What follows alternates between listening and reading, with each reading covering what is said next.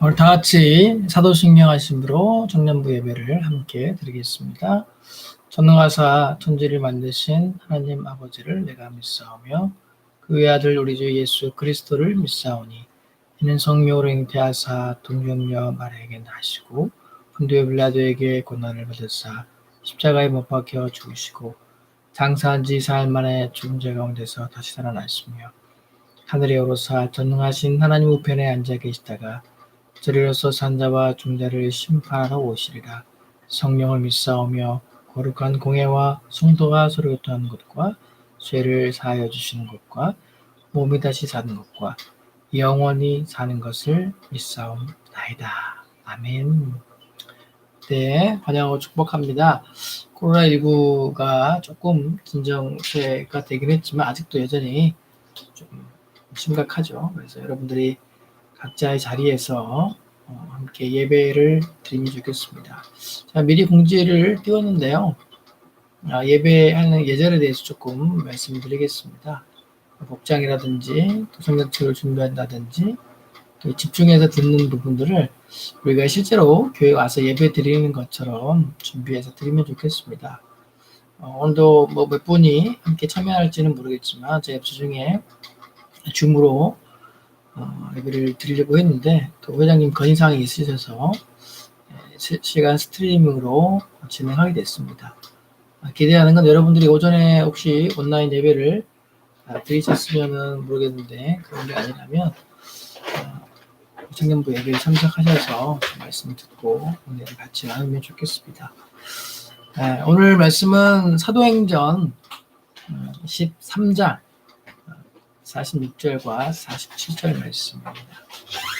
그래서 오늘 말씀을 함께 찾아서 읽어보도록 하겠습니다. 길지 않으니까요. 네, 길지 않으니까 함께 우리 합독하면 좋을 것 같아요. 좀 찾기는데 시간을 드릴게요. 네, 사도행전 13장 46절부터 47절 말씀. 두 절이니까 우리 성경책을 찾고 함께 합독하시면 좋겠습니다.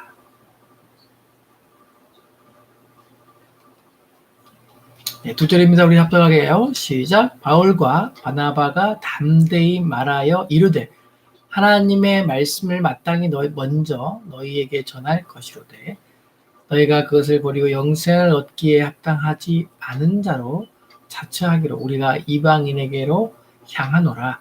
주께서 이같이 우리에게 명하시되 내가 너를 이방의 빛으로 삼아 또 땅끝까지 구원하게 하리라 하셨느니라 하니. 아멘. 오늘 제목은 핍박자에서 사도로 바울의 트랜스포메이션, 바뀌었다는 얘기죠. 완전히 삶이 변화했다는 내용입니다. 트랜스포메이션이라는 단어를 들으면 어떤 것들이 떠오릅니까? 영화가 떠오르십니까? 네, 영화 제목이 비슷한 느낌도 있죠. 네. 이 트랜스포라는 것은 말 그대로 영어의 의미인데 완전히 바뀌었다는 의미죠. 이전과 다른 모습, 새로운 모습. 우리 각자에게도 여러 가지 모습이 있지 않습니까? 요즘에 다중 성격도 많이 영화에서 다루기도 하고요. 그래서 우리가 한 가지 모습뿐만 아니라 여러 가지의 모습으로 우리의 삶의 모습이 표현되기도 합니다. 그러나 오늘 성경에서 이야기하고 있는 사울에서 바울로 변한 사도 바울의 변화는 우리가 생각하는 여러 가지 성격이라든지 환경에 따라서 우리가 보여지는 다른 모습들의 것들이 아니라 정말로 예수님을 만난 이전과 이후의 삶이 완전히 달라진 것을 의미합니다. 그래서 오늘 사도 바울이 이제 원래는 누구보다 예수님을 핍박했고 또 예수 믿는 사람을 잡아 가두는 역할을 했던 그 모습에서 다메섹에서 예수님을 만남으로 말미암아 그의 인생이 완전히 송두리째 변화되어서 새로운 삶의 방향으로 그가 변화돼서 나가는 것들을 오늘 성경에서 얘기하고 있죠. 그래서 오늘 성경 말씀을 그거 하지 않습니까? 바울과 바나바가 담대히 말해요. 이제 바울은 변화된 모습으로서 그가 이렇게 된 것은 결국 그를 통해서 하나님 이방 빛을 삼아도록 땅 끝까지 구원하게 하리라 하셨느니라. 새로운 미션과 비전을 그에게 주신 것이죠. 그래서 사도 바울의 인생은 새로운 인생의 삶으로 변화된 것을 성경은 기록하고 있습니다. 오늘 이 말씀이 있기 이전에 스데반의 순교에 대한 내용이 나왔는데요. 저번 주에 이 스데반의 순교를 가장 먼저 또 최선에 가까운 거리에서 그의 순교에 앞장섰던 사람이 이 사울이라는 청년이었습니다. 다소에서 태어난 그는 엄격한 유대교의 규율 안에서 성장한 바리새인이었고요. 유대인이면서 로마 시민권을 가진 사람이었습니다. 당대 최고의 학자였던 가말리엘에게서 공부한 지식인이었습니다. 요즘에 잘 나가는 엄친아죠. 아마 친구딸 아들. 그래서 뭐 여러 가지 면에서 환경과 배경들이 뛰어난 사울이었습니다. 그런 여호와 하나님을 위해 예수를 메시아로 믿는 사람들을 대적했죠. 그를 이단자로 생각했고 그를 하나님의 대적자라고 생각했기 때문에 예수님에 대해서 복음을 증거하고 예수님에 대해서 얘기하고 다니는 사람들을 용납하지 못했어요. 저 사람들은 죽여야 된다. 살려두면 안 된다.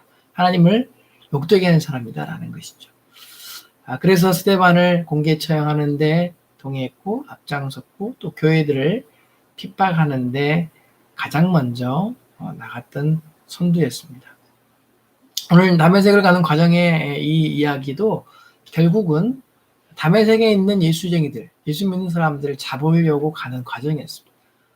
오늘 사도행전 9장 3절과 5절 말씀에 사울이 길을 가다가 다메섹에 가까이 이르더니 호련히 하늘로부터 빛이 그를 들러 비추는지라.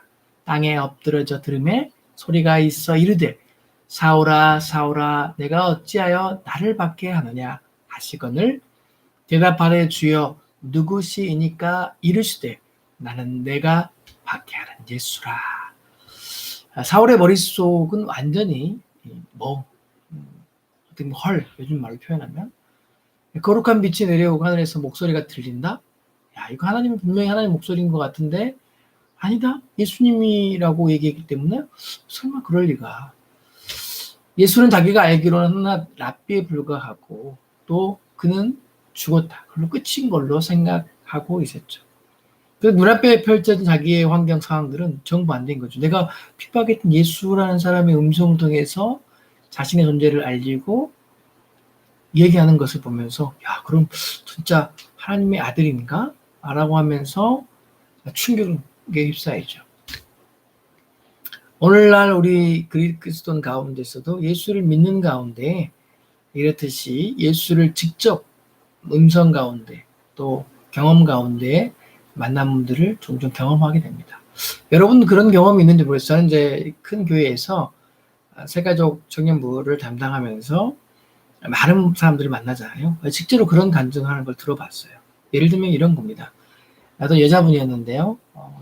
평생에 연애를 뭐 잘하지 못했지만 정말 사랑했고 자기의 모든 것들을 다 헌신해서 요즘 말로 올인이라고 그러죠. 했던 남자한테 배신을 당하고 그게 인생의 목적이기 때문에 그에 받은 충격으로 말미암아 죽으려고 했대요. 그래서 저기 강원도 어디 모텔을 잡고 자기가 조용히 죽으려고 혼자 마음을 결정하고 이제 바위에서 이렇게 뛰어내리려고 그랬대요. 뛰어내려.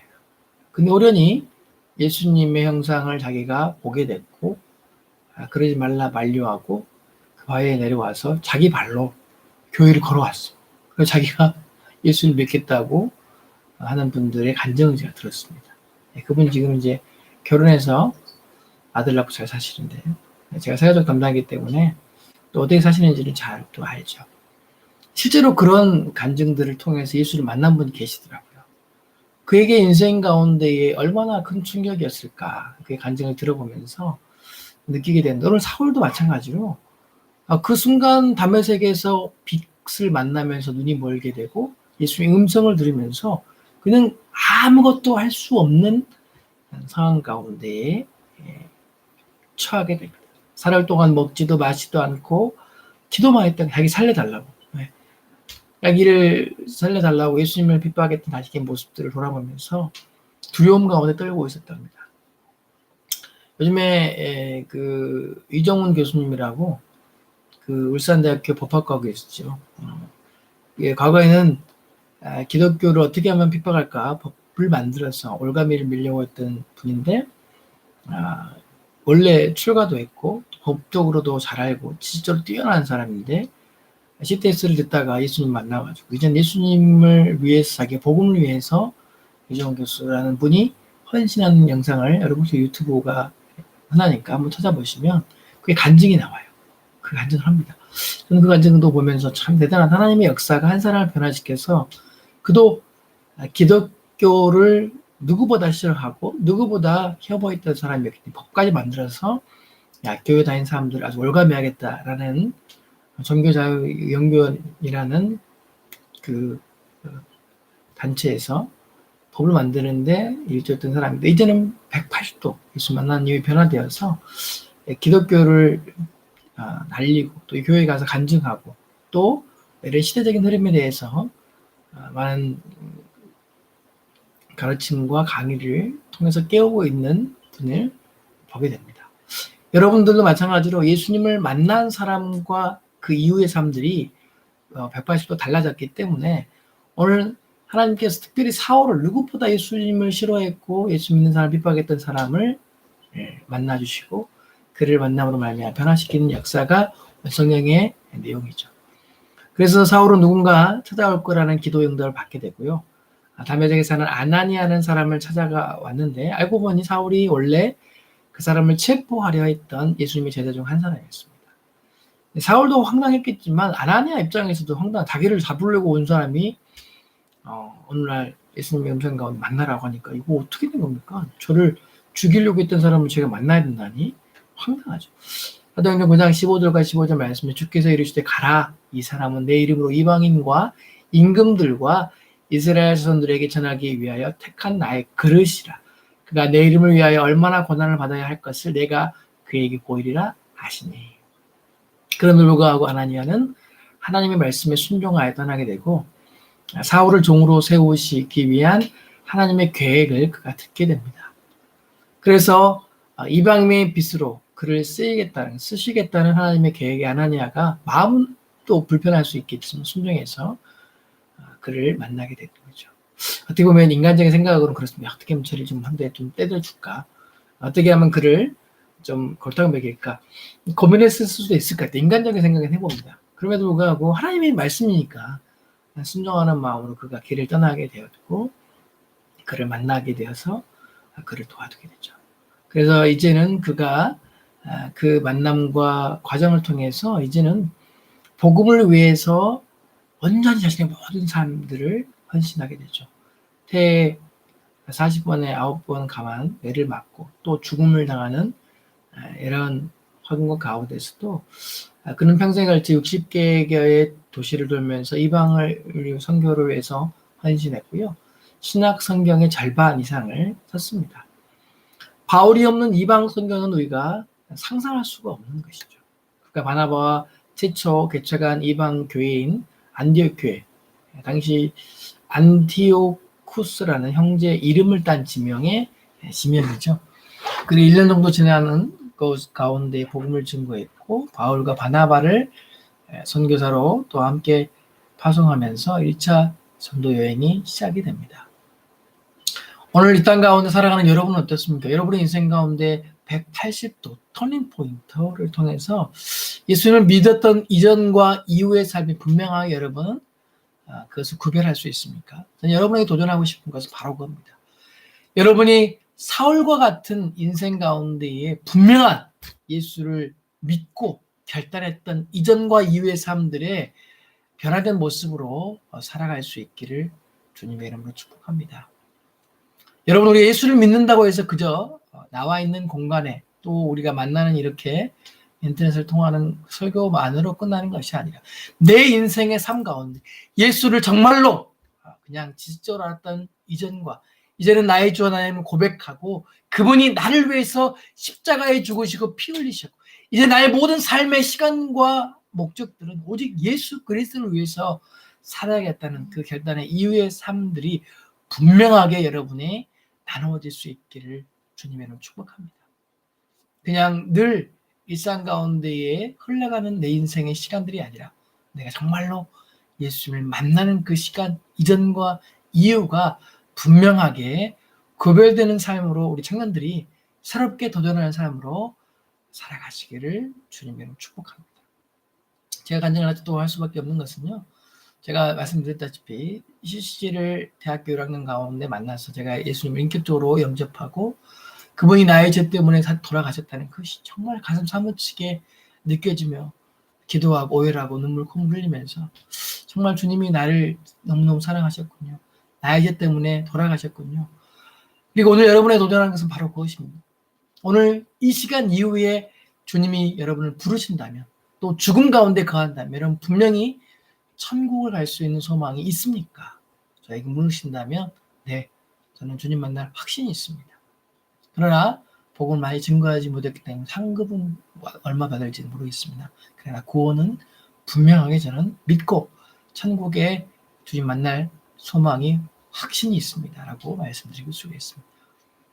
제가 20대 예수님을 인격적으로 만나지 않았다면 저희 인생도 마찬가지로 큰 변화 없이 평범하게 또 여전히 직장 생활을 하고 또 누군가를 만나서 가정을 이루었을 것인데 이 사명의 길을 가게 된 것도 그 20대의 모든 시간들을 송두리째 복음을 위해 헌신하고 드렸던 나의 삶들은 정말로 제겐 축복이었다는 생각을 해봅니다.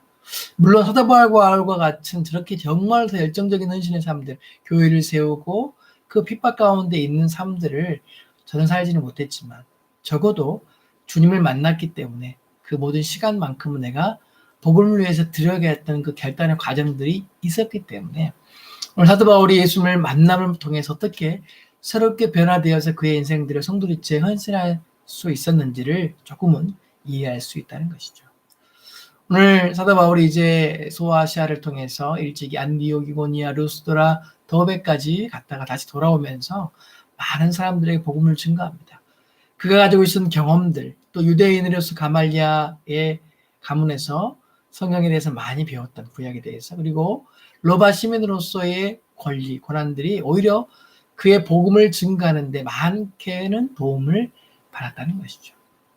그래서 복음을 증가할 때 많은 유대인들에게 성경의 근거를 가지고 구약의 시대에 이러이러한 이야기들 여러분 아시죠? 그게 바로 예수 그리스도를 메시아로 예언한 그대로 예수님이 오셨고 그분이 바로 예수님이시기 때문에 여러분이 그 예수님을 믿어야 된다라고 논리적으로 아주 잘 설명할 수 있게 됐다는 것이죠. 사도행전 13장 46절 47 말씀에 오늘 본문 말씀이죠. 바울과 바나바가 대답 담대하게 말하여 이르되 하나님의 말씀이 마땅히 먼저 너희에게 전할 것이로되 유대인에게 얘기를 하는 것입니다. 그리고 너희가 영생을 얻기 합당한 자로서 우리가 이방인들 향한다라고 얘기하면서 이 모든 일 가운데 하나님 나를 쓰셨다는 것을 이야기합니다. 1차 전도여행 때 바울과 바나바가 함께 했고요. 2차 전도여행 때 마가를 데리고 가는 문제 다툼이 있었기 때문에 팀을 나눠서 바나바는 마가를 데리고 구브로를 향 바울은 신라를 함께 일을 떠납니다. 더베와 루스도라는 도착한 사울은 그곳에 머물면서 교회와 성도들을 가르치는 한편 또 부르기아와 갈라디아를 다음 선교지로 정해놓고 또 환상 중에 나를 도우라 마케도니아인 사람들이 나를 도우러 와달라는 환상을 보고 그 말씀에 순종하여 그가 복음을 향하여 다시 한번 방향을 정합니다. 이 모든 일 가운데 여러 가지 역사와 기적들을 경험하면서 바울은 확신하죠. 하나님 살아계시고 예수님이 정말 살아계시는구나. 그래서 그 복음의 여정 가운데 내가 사용되는 것이 얼마나 큰 은혜인지를 그가 고백하고 그가 나갔죠. 주님의 마게도냐로 원하신다는 것을 그가 말씀 가운데 들으면서 또 그의 복음의 여정 가운데 외롭지 않습니다. 그가 당시 자색 옷을 지어서 장사였던 루디아의 가족들을 만나게 되었고요. 또 그로 말미암아 그가 또 같이 복음을 전하면서 또 일을 하면서 그의 여러 가지 도움을 통해서 그가 외롭지 않게 복음 사역을 감당하게 됩니다. 우리가 늘 이렇듯이 우리 복음의 사역들은 우리가 그 복음을 위해서 헌신하려고 할 때 하나님께서 물질을 주시고요. 도울 자를 보내주시고요. 함께 그 일을 해나가도록 정말로 많은 역사들이 일어나는 것을 보게 됩니다. 저도 사역자 사역을 하다 보면 참 힘들어요. 때로는 지칩니다. 때로는 이걸 그냥 하지 말까 생각도 들고요. 과연 이걸 한다고 어떤 도전들이 있을까라는 한편으로 여러 가지 의문들을 가지면서 복음을 증거하죠. 사도 바울도 마찬가지로 복음 증거하다가 귀신 들린 여자 귀신 쫓아내주고 그 주인한테 고소를 당하죠. 그래서 감옥 가게 됩니다. 그래서 결국은 바울이 가진 로마 시민권 때문에 자유롭게 되지만 바울 입장에서 억울했을 것 같아요. 내가 복음을 위해서 이렇게 헌신하는데 내가 이렇게 감옥에 갇히는 게 맞는가? 이런 생각이 들었을 것 같기도 해요. 그럼에도 불구하고 복음에 대한 열정 멈추지 않았던 것을 보게 됩니다. 여러분들은 어떻습니까? 저는 복음을 위해서 또한 사역을 위해서 하다 보니까 참 힘들어요. 청년들 여러분 아시겠지만 여러분 직장에서나 또 학교에서나 여러 가지 뭔가 일을 하려고 하면 내 마음대로 되지 않습니다. 그래서 참 답답할 때가 있어. 내 마음 같지 않아서 그런 경험이 있을 거예요. 그럼에도 불구하고 복음을 위해서 함께 그 일을 해나갈 때 하나님의 순간순간 도와주신다는 거예요. 저도 해외 아울리치를 계획하고 복음을 위해서 가겠다고 했는데 돈이 없어요. 돈이 없어서 하나님 기도했습니다. 돈 주시면 가고 안 주시면 안 갈 거예요. 참 웃기죠? 그런 기도 저도 합니다. 그런데 하나님께서 정말로 기적적으로 그 팀원으로서 제가 팀장을 맡고 또 이렇게 여러 가지 일정들을 준비하면서 정말로 갈 수 있는 비행기 티켓을 주시고 또 누가 후원자가 영등수라고 돈도 주시더라고요. 그래서 그런 일들을 경험하면서 제가 경험한 건 뭐냐면 하나님의 일을 하실 때 하나님이 내가 걱정하는 이면의 모든 상황들을 정리하시고 계획하시고 그 일을 이끌어 가신다는 것을 경험했어요. 사도행전 16장 37절과 38절 말씀입니다. 바울이 이르되 로마 사람의 누리를 죄도 정하지 아니하고 공중 앞에서 때리고 옥에 가두었다가 이제는 가만히 내보내고자 하느냐 아니라 그들이 친히 와서 우리를 데리고 나가야 하리라 한데 부하들이 이 말을 상관에게 보고하니 그들이 로마 사람이라는 말을 듣고 두려워하여 그래서 오히려 이 감옥에서 고난 당하는 바울과 실라의 삶들을 그들의 가지고 있는 그 것들을 통해서 하나님이 더 사용하셨고 그들을 그것을 통해서 복음의 통로로 더 사용하신 것들을 성경을 통해서 만나게 됩니다. 오직 주님의 인도하심과 위로하심을 의지해 낯선 이방 땅을 다니는 사울과 바울과 실라 그들의 삶들은 외로움과 배고픔과 여러 가지 불안감에 연속했지만 그들이 평생을 도울 수 있는 아글라와 브리스길라라는 부부를 만나게 되었고요. 또 그들의 바울과 실라 돕던 그들의 모든 사람들을 통해 하나님께서 안디옥까지 동행하시도록 역사를 해갔다는 것을 보게 됩니다. 여러분 복음을 향한 마음을 놓지 마십시오. 또 예배를 향한 또 기도를 향한 마음을 놓지 마십시오. 한 가지 제안하고 싶은 것은 여러분 또 온라인을 통해서 우리가 함께 기도하는 시간들을 좀 가지기를 원합니다. 지금 줌 사용을 좀 어려워하신다는 것을 제가 충분히 고려하는데요. 좀 도전하고 싶은 것은 여러분 마음을 좀 내려놨으면 좋겠습니다. 우리 줌을 왜 사용합니까? 여러분 얼굴을 보면서 함께 기도하는 시간들, 예배하는 시간들을 가지려고 하는데 부담스러운지는 충분히 알겠습니다. 그러나 여러분 예배한 시간도 안 되는 것을 우리가 여러가지 통해서 함께 모이고자 하고 또 소통하고자 하는 것들을 여러분 좀 이해해 주시면 어떨까 좀 조심스럽게 부탁을 드려봅니다. 여러분 우리 코로나19를 통해서 우리가 가까이 예배드리지 못하고 함께 찬양하지 못하기 때문에 다른 방법을 통해서 좀 함께 모이고 함께 나누고 함께 교제하려고 하는 것들을 여러분 좀 이해하셨으면 좋겠습니다. 또 분명히 여러분한테 다시 한번 도전하는 것은요. 제가 처음에 서두에 글을 올렸지만 여러분 이 예배가 그냥 단순하게 시간 때우는 예배가 아니기를 원합니다. 그리고 분명하게 단정한 목장으로 예배 드렸으면 좋겠고요. 여러분 성경책들을 준비하고 시간을 분명히 엄수하고 또 경건한 마음으로 예배를 함께 동참했으면 좋겠습니다. 우리가 온라인 시대라고 해서 우리의 태도와 상황들은 변하지 않습니다. 분명하게 도전하는 것은. 여러분 온라인 예배라고 해도요. 예배예요. 그래서 여기 정해진 시간을 정하고 여러분이 준비된 마음으로 함께 예배를 드리기를 소망합니다. 오늘 바울과 실라도 마찬가지로 그의 인생 예수를 만남으로 말미암아 그의 모든 태도들을 예수를 향하여서 변화했고 그 마음으로 복음을 증거했기 때문에 하나님의 역사를 경험했다는 거예요. 우리도 마찬가지로 예배를 그런 마음으로 드리지 않는다면 하나님 정말 예배를 우리가 받아주실까요? 가인과 아벨 제사를 가끔 예를 드는데요. 똑같은 예배입니다. 그러나 전심을 다해 드린 예배를 하나님 받으셨고요. 형식적으로 드린 예배는 하나님 안 받으셨어요. 왜 그러셨을까요?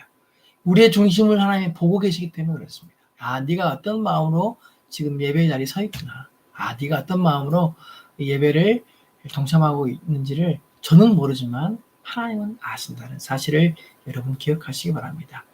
그 말씀을 통해서 우리가 기독교를 가장 핍박했던 사울에서 예수님을 만난 후 180도로 달라진 바울의 전도 여행을 통해서 우리가 다시 한번 도전받는 것은 복음을 향한 그 마음들을 아무리 코로나19 시대라고 할지라도 멈출 수 없다는 거예요.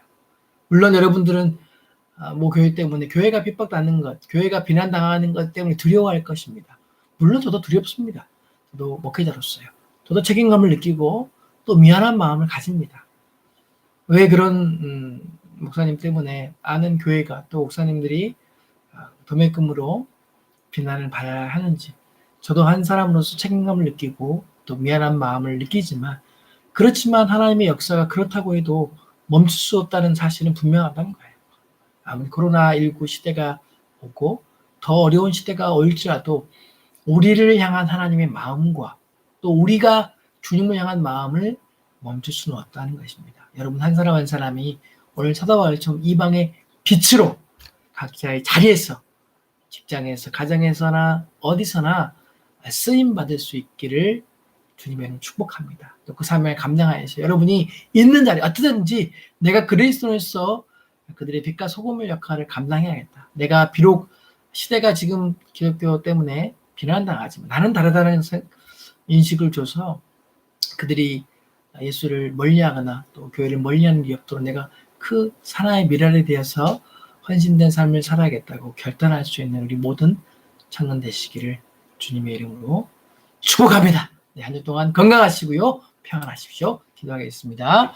사랑하는 은혜가 풍성하신 아버지 하나님, 오늘 유튜브로 예배드리는 우리 모든 청년들을 기억하시고 또 각자의 자리에서 정돈된 마음으로 정돈된 복장으로 또 예배드립니다.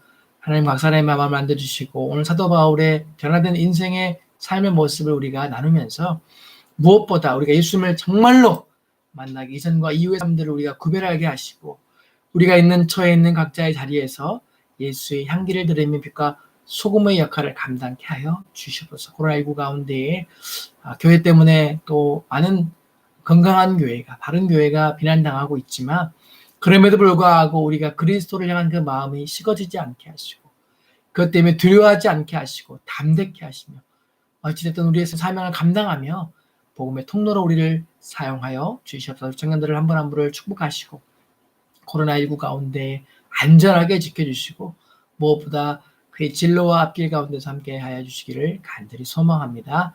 주님 축복하시고 항상 함께 동행하여 주시옵소서.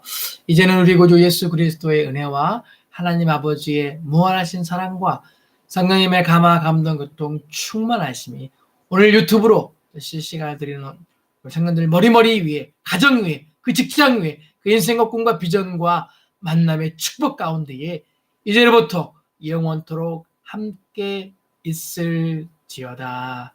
아멘. 감사합니다. 네.